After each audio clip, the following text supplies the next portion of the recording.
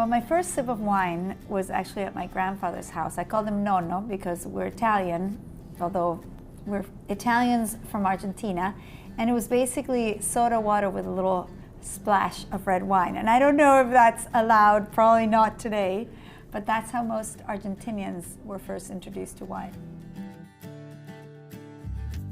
I was younger, I don't even remember, because I almost had a baptism in wine. Every time when I was very young, 2 years old or 1 year old, whenever I was crying, put a sip of Barbaresco in my mouth and magically I would stop crying. I put a big smile on my face. Probably happened the same to me. So I remember when I started to read, when I learned how to write. I don't remember the first sip of wine when it was before then. Well, my first sip of wine was at home, probably where it should be. At a dinner party, my mum and dad used to always drink wine, and they used to like rave on about just swirl the glass and do all this stuff, and I used to think, I better get some. But they used to always give me some with dinner, and I remember just tasting it going, this is something special. My first sip of wine was definitely when I was a child.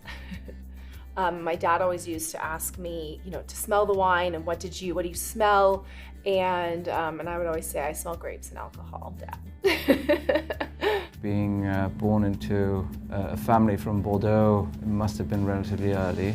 But I clearly remember the first conscious sip of wine, which was after going into a wine shop in Bordeaux during my summer holidays and asking the man to put me a selection together so that I could acquire the minimum knowledge about wines from Bordeaux. And I remember that was really sort of epiphany where I decided very quickly that I would make a living out of a passion that was just about to be born.